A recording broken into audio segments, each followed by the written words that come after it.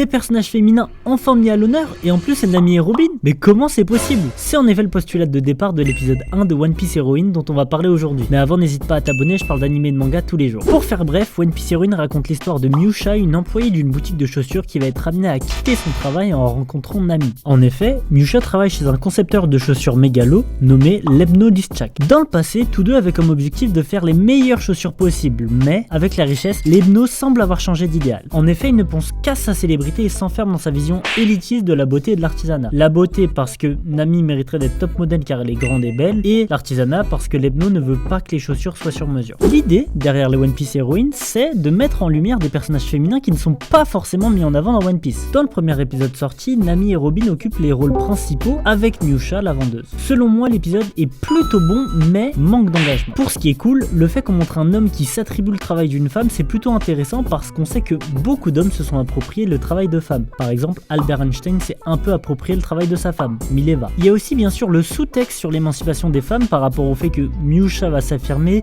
et prendre conscience qu'elle n'a pas besoin de Lebno pour faire des chaussures qui plaisent. Ça aussi, c'est réussi. Mais il y a aussi d'autres choses qui me plaisent moins. Et si tu veux savoir ce qui me plaît moins, je t'invite à t'abonner parce que j'en parlerai dans une prochaine vidéo.